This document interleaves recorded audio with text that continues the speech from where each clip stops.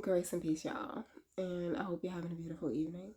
Okay, I wanted to share a conversation I just finished having. So, I had someone I was ministering to ask me what influenced my change of life. What was my testimony, the beginning of it? And I had to think about it for a second. But I knew exactly when everything clicked for me. And I wanted to share this for you guys because I know it's going to help somebody put their life in perspective. So here you go. In 2021, I had a conversation with my daughter, who I believe at the time was about 15 or 16 years old. And the conversation was after we had pretty much started transitioning into understanding that we needed to change our life. And she asked me one simple question: Mommy, why are you still here? And I said, still here? Didn't quite understand the question. She said, why are you still with Dad? And I stopped for a second, feeling like, what you mean? But my answer was simple: because of you and because of your sister. Because you two deserve to have everything that I didn't have growing up. You deserve to be happy. You deserve to be comfortable. You deserve to have both your parents. And I would never want to disrupt that for you guys. And her rebuttal was, but you're unhappy. And of course I was at the time, and I could admit it. But I told her, that's a necessary sacrifice for me personally. I feel you are worth it. And her next statement is what really transformed me. She said, but are you really doing it for us? Because we know you're unhappy, and we watch you be unhappy for us. So therefore, we're learning how to be unhappy for our children. And there was nothing I could say, because my daughter looked me in my eyes and told me that my happiness mattered more to her than the comforts I thought I was giving her. And after that conversation, she went to bed, and I sat up and I thought about it. And I realized that I was trying to replace the traumas I dealt with, not having my father in the household, having to be raised by a single mother who was stressed, who didn't have time for me. I was trying to give them everything that I didn't have, that I felt made me feel broken. When really, it was never my job to do so. I brought them into this world. I gave them every part of me. My job was not to fill the holes that their father wasn't completing. My job was not to be so self-sacrificial that they still felt comfortable while they saw me uncomfortable. I needed to recognize the fact that my kids knew that I wasn't happy, because they knew what a real smile on me looked like. If anybody knew me, they knew me. So where I thought I was hiding it behind the pictures, hiding it behind the fun engagements, the activities, I wasn't hiding anything. They knew the whole time.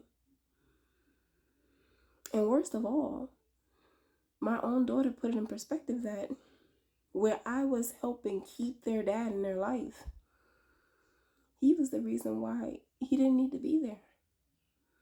It was his choices. And to make up for him making bad choices, I allowed myself to be sacrificed. My happiness, my joy, to be sacrificed. In a sense, I allowed myself to be a captive in a relationship because I chose to live such a moral life, such a righteous life, that I would hold everything up, while the other half of the whole scenario was okay with letting it all fall. And therefore, still holding me to the point that if I was to put it all down and everything was to go to shambles, now it would be my fault. Meanwhile, my plate was full and his plate was empty. And this took me all night to sit up and think about this about myself and realize that I couldn't continue. And I was able to make my peace with being officially done, knowing what it was going to cost me, knowing that I was going to have to start from the bottom, knowing that I was going to have to lose everything in order to gain my peace, to gain my happiness, gain my self-respect, regain my worth, but to also gain my freedom. And it was a 15 to 16-year-old girl that I taught how to be strong who helped give me the strength to walk away. So, if you are a mommy who's in a relationship because you know it's going to be hard if you do it alone, or you're in a relationship because you want to make sure that your kids have something that you didn't have, or you're staying because you committed to a marriage and you don't want to seem like a failure, stop worrying about what everybody else going to think, because they're going to think what they want to think anyway, right? Do what you got to do for you, because your kids got to watch you be happy. And one of the things that really suck is that when they watch you be unhappy, you teach them how to be unhappy too. It takes a stronger person to recognize when to put something down. Strength isn't about holding everything up.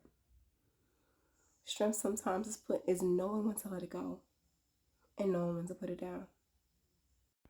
Someone here needs to hear that being in a relationship does not validate you. You validate you. Someone here needs to hear that being a single parent isn't worse than having two parents in a household. Because you can have two parents and it be really terrible, and have a single parent who loves you deeply and it be the best experience ever. Someone here needs to hear that it's not your job to pick up the slack for someone who decides they don't want to heal. And lastly, everyone needs to hear that when you are in a relationship with a person and they're okay with disrespecting and hurting you, they technically are okay with disrespecting and hurting the kids too. Now, I know I'm speaking to a lot of my Christians, and they have their reserves when it comes to being married and being divorced. But if you want to keep it really biblical, if God didn't ordain the marriage, it ain't for you to stay in it either. Because God, if He loves you, would not sign you up to be sacrificed to somebody who would treat you poorly. So know that regardless of how much paperwork you got that binds you by law to a person, the only true law is the word. So if this is for you and you're staying in the wrong place for all the right reasons and it's just amounting to a whole lot of pain, this is your wake-up call to officially go find your happiness, because it's waiting for you. You are not put here to live for everyone else. All right. I know this is going to reach who it's supposed to reach. And it's just a bit of perspective for you. Love and light and peace.